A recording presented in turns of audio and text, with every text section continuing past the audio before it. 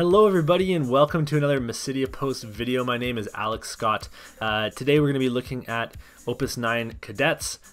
So since we've got some new Cadet support for the Tribal this set, I decided to make a build and it cleaned up in testing. So we needed to figure out if this deck is going to be a meta deck or not, and how competitive can it be. So without further ado, let's take a look at the list.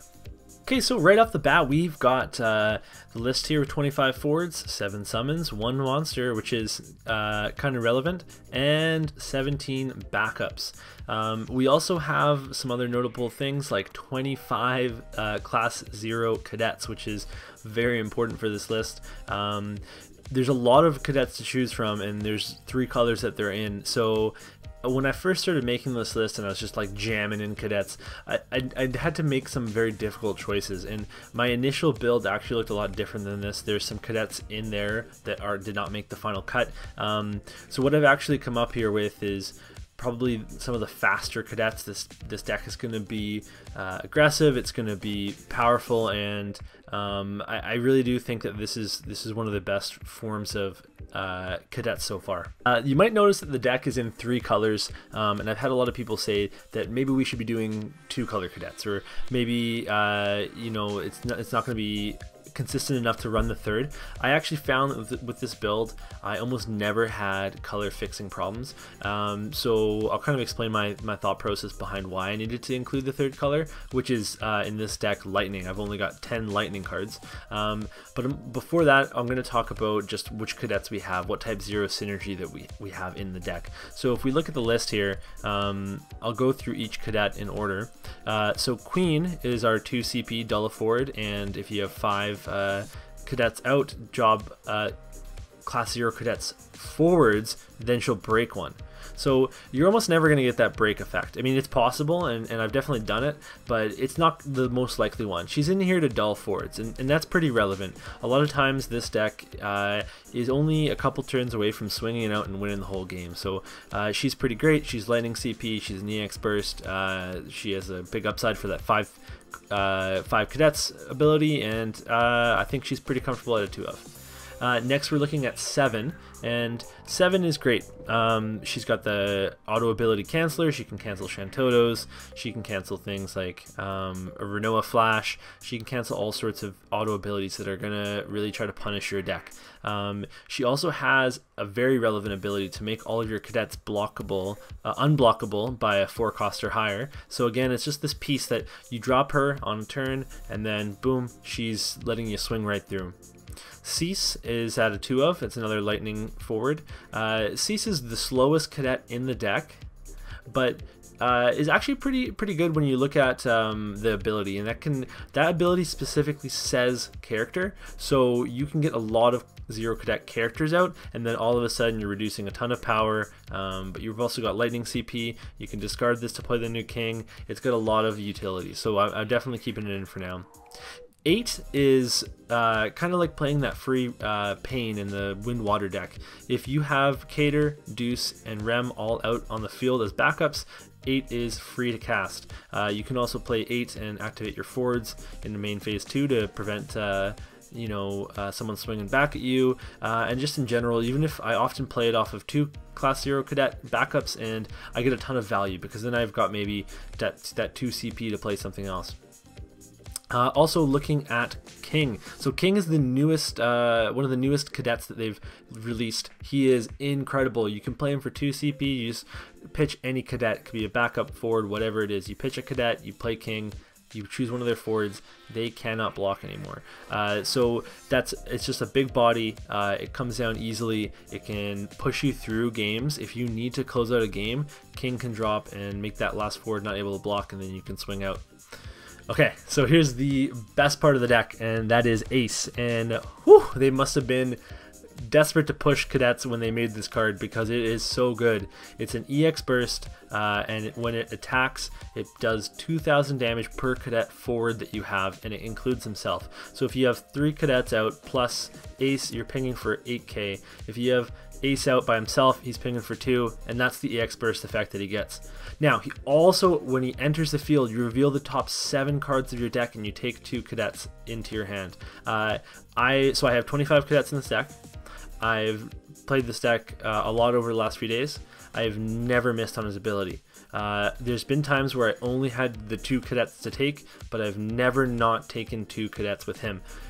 Not that it really matters. If you take 1 cadet, he's a 3 CP forward. If you take 2 cadets, he's a 1 CP forward. So he gets a ton of value really quickly. And that brings us to why we are running Lightning in this deck. And that is to search this ace out. We need to get him ASAP.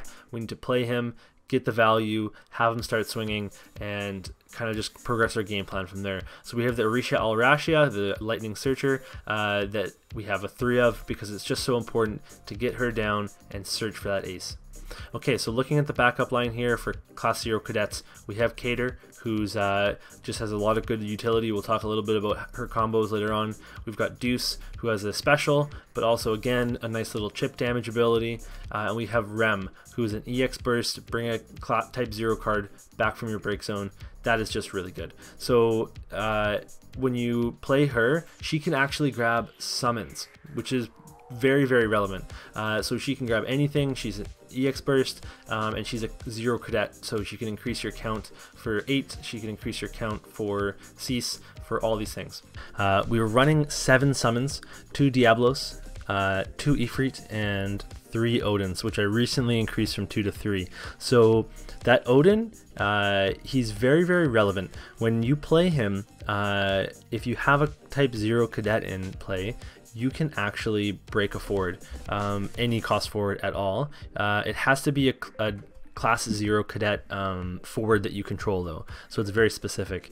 But more importantly, this Odin is Lightning CP, okay? That's it. So Rem can bring this Odin back from the break zone and give you Lightning CP. Vermilion Bird, Lassie, Katuna can bring this, search this from your deck for Lightning CP. That is super relevant. The Ifrit has a great EX Burst. It's always going to be hitting for 8. It's pretty easy to get that that online. The Diablos, that is surprisingly been one of the best cards in the deck. I knew it was good, I just didn't realize how good it is. So it combos with a lot of things in this deck. It combos with Ace's Ping, it's an EX Burst, you play it and you're almost always going to be activating 3 backups you control, so it's going to be a free summon. You can ping somebody for 5k and you can finish them off with Cater if they're a 7k. You can finish them off with Deuce if they're attacking. You can finish them off with Vivi, with Furion.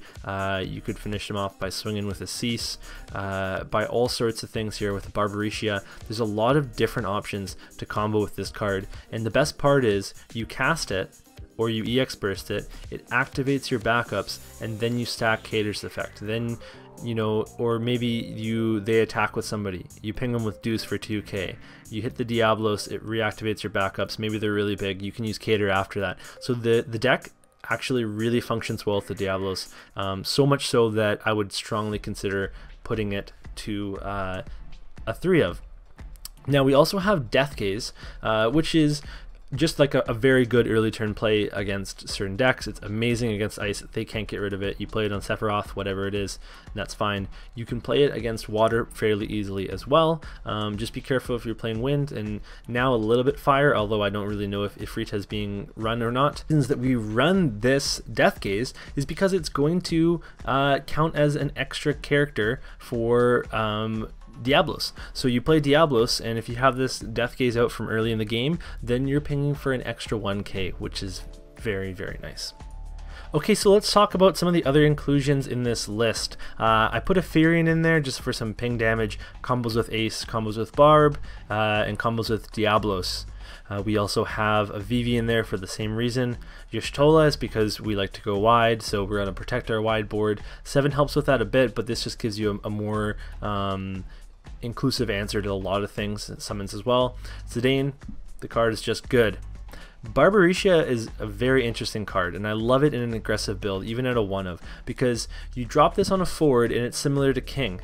They don't want to block with it if it's at 1k power or 2k power, so they're not going to block unless they have to. So you're either going to remove a forward, you can force damage in, you can combo with all the aforementioned pings, and it just feels really good to play off of an ace after you've swung. So, or even before, sorry, you would want to play it before.